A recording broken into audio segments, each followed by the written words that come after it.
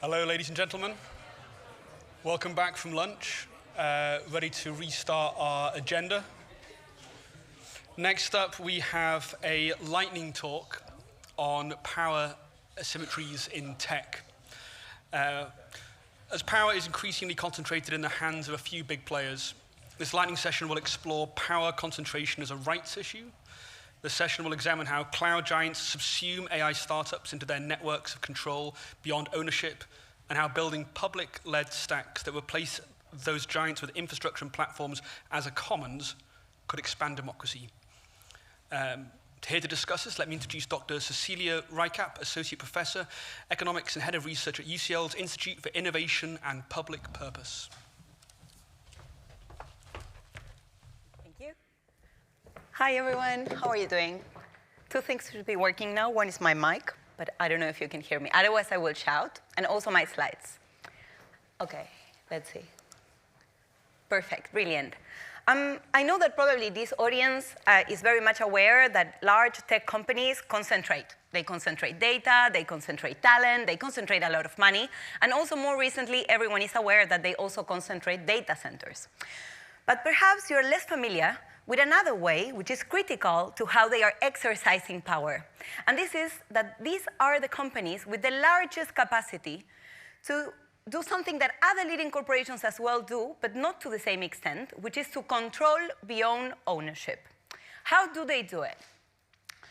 I will be showing you a few of empirical results, and on purpose, these are quite small. You can then look them up in my publications. I can share them with you, but the purpose today is not to give you a lot of technical and methodological details.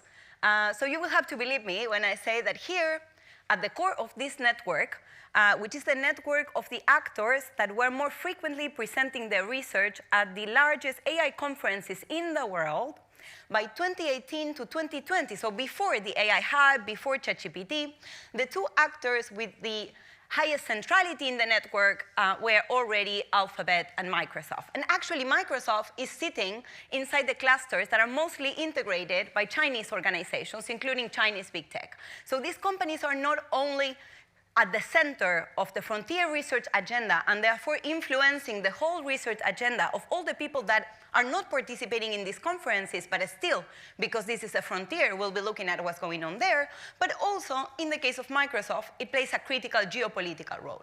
And one could argue that because they are participating in these conferences, they're sharing knowledge. But what they do is strategically decide what knowledge they share and how. They are not disclosing the content of the models or the data that they use to train them. And actually, a way to proxy in an incomplete way, but still proxy, the extent to which they do what I describe as a knowledge predatory practice is to compare the share of co-authored publications with the share of co-owned patents, in this case for Microsoft. Between 2012 and 2021, almost 9 out of 10 scientific publications that had at least one co-author coming from Microsoft had at least one other co-author coming from another organization. Whereas when it comes to sharing the ownership of patents, only 1% of the patents that were granted to Microsoft were shared with an organization that wasn't Microsoft. They operate in similar ways with open source and the open source community, but I don't have time to explain you that now. You can ask me in the Q&A. I want to focus on another thing that has made the headlines lately, in particular because of the case of OpenAI and Microsoft. OpenAI is formally an independent company, but it still wouldn't exist without the large investments that came from Microsoft. And those investments were not simply investments that contributed to expand Microsoft cloud business and the use of the infrastructure, but also Microsoft got a say in the type of technology that OpenAI was developing. I spoke not so long ago to a Mistral AI scientist who defined this strategy as a double dip, because the companies can at the same time get access, privileged access to startups' technologies, while at the same time they steer the technology. And OpenAI and Microsoft didn't have a sort of like extraordinary deal. It was quite extraordinary in the money, and of course there are some of these agreements that make the headlines because they involve billions of dollars. But when it comes to looking at the number of AI startups that are receiving money, that have among their most important investors large tech companies, you can clearly see here on this table how important they are. This is the ranking of the most important funders of AI startups by February 2024. And you can, of course, see venture capital firms like Y Combinator, but you can also see Google, Microsoft, Intel, and so on. This practice is extended not only to AI startups, but also to other companies that are participating in what can be broadly described as the tech value chains, AI value chains, and so on. And just to add an additional ingredient here, when it comes to reinforcing the core, these companies are also quite open at establishing strong strategic agreements among themselves. And a sign of this is the recent agreement between NVIDIA and Intel, where NVIDIA purchased 10% of, or put $5 billion in Intel common stock. But all this, if we need to really go to what's the network of the network, why is it that organizations coming from academia, also startups, even big companies, even big European companies like SAP become dependent? Even startups coming from China, like DeepSeek, has become dependent. This is the cloud. And the cloud is not only infrastructure as a service. It's not only a place where companies and organizations, also universities like mine, governments and individuals can store their data or process an AI model. The cloud is like the Tesco of digital technologies. Every digital technology can be purchased as a service on the cloud. The difference is that you can never leave the cloud. I purchase a bottle of water at Tesco, and then I leave Tesco and I start drinking it whenever and wherever I want. And also, the bottle was produced in a different place, not inside a Tesco, clearly. Whereas when it comes to digital technologies, the cloud is more than just a marketplace, like Amazon.com. Amazon Web Services, so Amazon's cloud marketplace, is a place where digital technologies are produced, exchanged, and consumed. And the same happens also with Microsoft and Google. Together, these three companies concentrate around 65% of the global cloud computing market. This means that they are ultimately concentrating that percentage of the stack, because all the different pieces of the digital technologies then come together, are fitted like a puzzle inside their clouds. And it's these companies that decide even what type of technology governments are adopting and how. The UK government in particular has been very open at becoming dependent on these companies. You just need to read the news of today. And one of the big problems is that when you use all these technologies, unless they are in open source, you use without access. So you become dependent, your code, the list of algorithms and the different code that you're developing gets intersected by services that you cannot control. And then you need to continue renting if you want your organization to continue in business. So in this context, even big companies become dependent. And this is just an example, and I can then go back and give you the details because I've written a paper about this case in particular, but even big European companies become dependent on technologies that they use without access. They become dependent in strategic agreements with big or giant cloud players like Amazon, Microsoft, and Google in order to control those that are further below, to capture value, organize the value chains, and also control workers. So the result of this way of controlling beyond ownership is an extended form of, on the one hand side, intangible extractivism. You discussed earlier about data. It's not just data that is being captured. Knowledge, public knowledge, knowledge that was paid with taxpayers' money, also end up captured by these companies. For many, they are perceived as the largest innovators. They are the largest organizations in terms of capturing, even robbing, appropriating knowledge that was co-produced by many. Of course, I'm not saying that they don't participate as well, that they are not doing research and development inside their R&D laboratories. Of course they are, but they wouldn't exist without all the research that has been funded by the public sector in many countries around the world, not only in the US, let alone, for instance, here in the UK. And then there is another question here, because it's not just about redistributing the gains, because it was collectively produced, but it's also about what type of AI we're getting.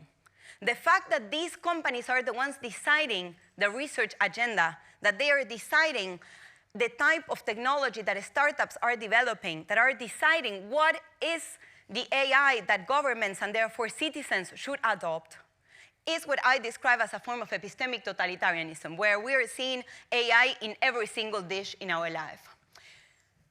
So if we think about what's the role of countries like the UK, of the UK government, I think that this really needs to be presented as a crossroads. First of all, because in principle, these should be territories that are sovereign. But when it comes to making decisions, it becomes more and more clear that both the US government and US big tech are governing beyond borders.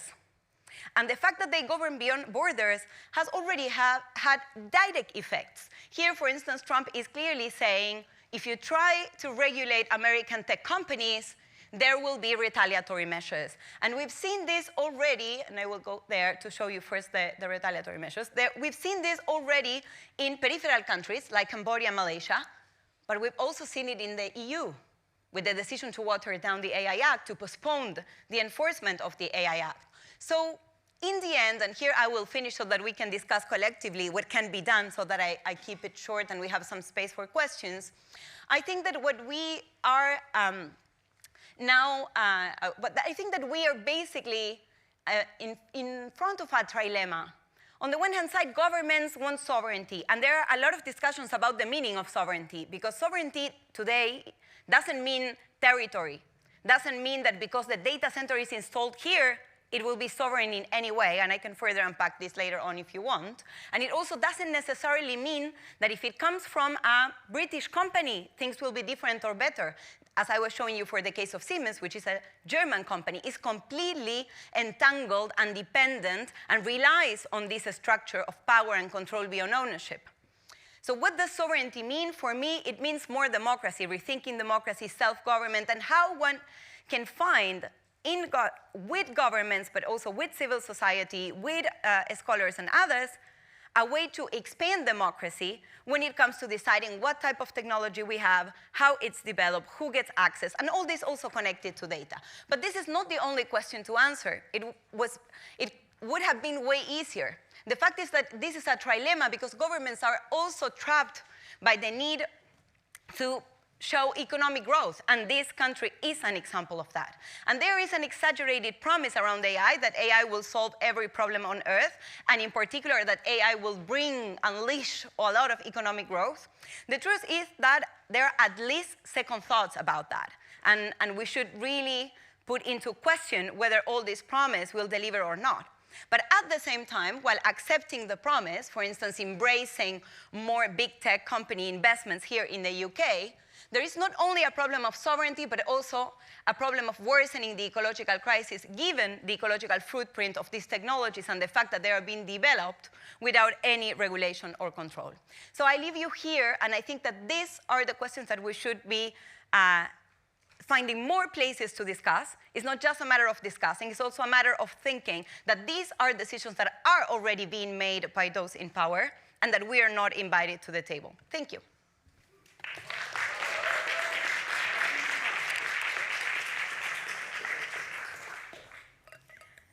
And I think we have questions, but I don't know how that will be moderated. Maybe you can ask them, and if you have some. There. Please raise your hand and keep your hand up. Thank you very much. I think the sovereignty, first of all, the sovereignty debate it started with Chinese, they talk about cyberspace sovereignty, because I published a paper on that. Then it moved to EU, but when EU talk about sovereignty, digital sovereignty, actually they mean the independence.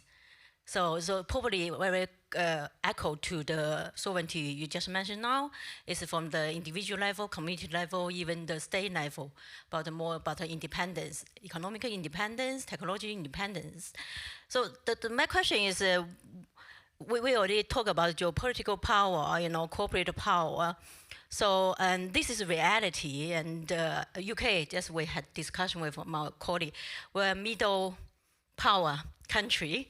So if that is the case, do you have any suggestions to, to resolve, especially for a country like the UK, which is a middle power country? Yeah, that's my question. Thank you very much. Thanks. Shall we gather a few more? And then, yeah. Yes. Hi, thank you so much for your presentation. I was curious if how the way that you've defined epistemic totalitarianism, if that also encompasses physical infrastructure. So thinking about the rollout of data centers and subsea cables as an example that these big kind of tech cloud hyperscaler companies are developing and owning. So I'm curious of how that fits in, if at all. Thank you. And there, yeah. Hi, thank you. Just two quick comments. Maria Farrell, an Irish sort of journalist, gave a really interesting presentation on rewilding the internet, which covered similar themes. So if you've not seen that, it would be, I think, worth a look. Be quite complimentary. And also on your study of where there are areas of concentration, you might also want to look at some of the international standards, because there's a heavy concentration of authorship of standards by many of the same companies that you highlighted on those authoring of papers. Thank you. Sure. Maybe we start with this one. Standards, absolutely. Actually, I have a PhD student looking at standards at the moment as a form of intellectual monopolization. If I have more time and if I have, like, let's say, an academic audience, I will describe this as a form of intellectual monopolization. The networks have corporate innovation systems and a few other things. But yes, absolutely. And I know the work of Maria Farrell, actually, also. So, but anyway, thank you. Absolutely. I would connect the part of data centers to epistemic totalitarianism to the fact that this AI, an AI that requires more and more and more extraction of data, more data centers, and therefore more energy, more water, is part of, and therefore the huge, massive installation of data centers, is the AI that is profitable for these companies, basically because it's an AI that can be applied to many more things. Before, the machine learning models had specific uses. As a technique, AI could still be perceived as a general purpose technology, but you still needed different models. You couldn't use a model that does a fraud detection to operate as a search engine. Whereas now, the generative AI, in principle, is being sold as something that you can use for almost whatever you want. So I definitely think that this is the type of model that the companies want, also because they see a business out of it. On the cloud, they're selling the same services again and again, and when it comes to software as a service, the cost of producing doesn't increase, doesn't duplicate because you sell two instead of one. Actually, they go down because it's the same lines of code that are sold again and again and again, but the price doesn't go down. So basically, most of what they're capturing is an intellectual rent. And this type of AI that they are developing is an AI that does what I would describe as a form of twin extractivism also, because it reinforces data extractivism and intangibles extractivism more openly, but also through the data centers, worsens the ecological crisis and extract more nature. It's not just, of course, energy and water, but it's also about the materials that are needed to install the data centers. And then there are multiple discussions about sovereignty. I want to pick up on your term of independence, because today's world is very much interdependent. So the way in which, with different colleagues, we've been thinking about reclaiming digital sovereignty, and I wrote with many others a report about that, and then I wrote for the S&D MEPs another report on a progressive roadmap for digital sovereignty. I emphasize all the time that this is not techno-nationalism, not only because it will not work, but also because this is not the type of technology that we should be advocating for ecological reasons, because knowledge, knowledge basically is the only product that is at the same time input and output. We produce knowledge with knowledge. So when we share knowledge, we expand also the total common knowledge if we keep it open. So actually, there are many reasons why we could think of the need to share or to work together towards an effort that expands digital sovereignty as a form of democracy that doesn't imply, I have this and I'm not sharing it with you. I'm going to lead this race. I'm going to lead the race within Europe. There are even islands in Central America that say that they want to lead the AI race inside Central America. Really, at this moment in time, we should be thinking more and more about how we can work together, what type of AI is really worthwhile developing, what problems can be solved with other technologies, and which problems actually don't need more technology, but need more political discussions and economic and political commitment. Because there is also a risk of techno-solutionism. So for me, the solution comes from identifying in the whole network, in the whole stack, where the key bottlenecks are, and the cloud, but not the cloud exclusively as infrastructure, but the cloud as this virtual space where the technologies are co-produced, exchanged, shared, and consumed is what needs to be replaced with a public solution. And public doesn't mean owned by a particular government. And we need to also fight for the meaning of public and what type of institutional arrangements should be developed to make sure that the governance of this potential public cloud really is public and is really a place where digital services, digital technologies can be co-developed, shared, exchanged, and so on. Because I know this is very complex and would require a lot of money, not necessarily complex from the technical standpoint. Honestly, the complexity is on the political side. But what we are also focusing on is such a solution for the public sector. So if private companies want to be completely sold on the cloud of big tech, okay, in the end of the day, it's their decision. But the public sector shouldn't depend on these companies, and especially the public sector outside the US or outside China when it comes to Chinese big tech. So, and if we want to actually go like further down, we can say, okay, let's start with one sector in particular. And the one we've been discussing with colleagues and with some MEPs as well is education, which is very interesting because this is one of the things that Starmer has given as a gift to Google DeepMind today. I really think that we need to have an alternative ecosystem of technologies that are thought not only by Google, but broadly by, again, not only experts, let's say experts from the public sector, computer scientists, but also experts in education, in the social, ecological, economic, and ethical implications of digital technologies, and that are developed together with teachers and their unions and with parents to see really what are the technologies that the schools need and what's the investment that should be done to make this happen. So I think it's a bit of changing the order in which things are done instead of just pursuing the promise and saying, okay, we invest in AI, we buy what these companies are telling us, and we want more and more AI. Let's start thinking about the problems concretely, what the problems are, and to what extent AI is the best solution or not. If we have time, sure. No. They have questions. Thanks so much. That was a very dynamic discussion. I really appreciated it.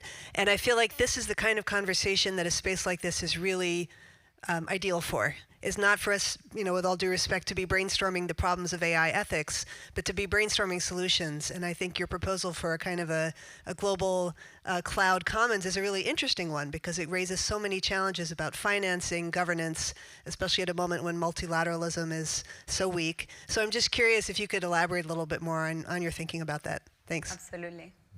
Hi, I just wondered what your thoughts were on the open source model, whether it has a place, if so, how we can use it and promote it. I think it does, but not by itself. Because one of the problems that we see now is that the companies use, speaking of standards, the companies use open source as a space where they put pieces of their software that then become the de facto standard in the industry. And we've seen this, it's MCP, if I remember, the new API standard that was developed by Anthropic and now was put in open source. It was given to Linux, but it's actually supported by Microsoft, OpenAI, Amazon, Google, you name it. They're all going to use it. It's a different protocol for the AI agents to connect directly with the different sources from which they can extract data or perform tasks. So there is, for instance, a connection with this type of protocol to Slack or to Salesforce solutions, and one can continue, like if we expand what this means for the internet, which was supposed to be the big knowledge commons in our society, and where I probably don't have to say to this audience that the emergence of platforms has been a way to enclose the internet, I see the next stage of this to be the use of, for instance, this type of protocols to transform the internet into a place for AI agents and not a place for humans to inform, to contribute, to collaborate, to share, to build communities. So I think that, yes, there is a space for open, and all this powered by a protocol that has been put in open source. So I think that, yes, there is still, sometimes when I present all this, I do get this also this sense of, well, we're stuck between a rock and a hard place. It doesn't matter where we look, the solutions that we used to have backfire, so what's to be done. And I think that there, of course, we need open source for public foundation models, open source for other building blocks of the technology. But we also need to rethink about the legal dimension of open source, so that it cannot then be appropriated and used by privates for their own profits. Because open source has a problem, which is that it assumes that everyone is standing on the same platform. There's in economics a term that is absorptive capacities, which basically means that the previous knowledge that you have is essential for enabling you to make sense of the new knowledge. So if I was here speaking Chinese, probably most of you wouldn't understand a word, because you don't have the background knowledge needed to understand what I'm saying. So basically, just putting in open source assumes that everyone is on the same page, and those that are at the frontier and control and can make more sense of what's on open source for their own benefit are already the incumbents, the big companies. There is another issue with open source in the way it has been done so far, which is that it seems that there is no directionality. And what is clear from these companies is that they are directing this wave of technological change. So we cannot just assume that knowledge comes out of thin air, it's serendipity, the apple that fell, and then we have generative AI models. We really need to find public ways to define what the priorities should be. And then the model can be put in open source, but I think it also needs to be transformed. And then this, in a way, responds part of the other question about how to do it. I insist that I think that it needs to start by designing an alternative ecosystem that starts from people, the problems, considering planetary boundaries as a main area of concern. And I would advocate for such a solution to be developed internationally, but unfortunately it's true that the multilateral organizations are not up to the task these days for many reasons. In part, because also these companies are inside these organizations pushing for transformations that benefit them. One example concerns national statistic offices and how the modernization, quote unquote, modernization of national statistic offices, which used to be the main data holders, collectors, and so on, now seems to be becoming a subordinate organization to big tech companies, because they have the data, they have the indicators, so simply you just have to adopt what they are offering. And companies like Microsoft, IBM, and others have been internally pushing the United Nations to then go and tell the member states that they should be modernizing their national statistic offices through big data, AI, and so on. That, of course, is offered by these companies. So I know it's complicated, but I'm Argentinian. Clearly, I'm not British, but if you were wondering, where is she from? I'm Argentinian. And there was this experience of a new international economic order that took place around 50 years ago. Countries that thought, hey, the underdeveloped part of the world needs to have a say, needs to work together, needs to think strategically what our priorities are. And today, it's true that, of course, a country like Argentina is different than a country like the UK. But if we want to be very schematic and split between the core of global capitalism and the peripheries, you are now sitting with Argentina. So I think that there is a space outside the US and outside China to think of an alternative that is not, let's work together to win the race. It's more about, if we want to win a race, that needs to be AI for people and the planet, or technology for people and the planet, and putting technology in its place. So again, the planet and the better life for people will not come just with the right technology. They really require political and economic changes.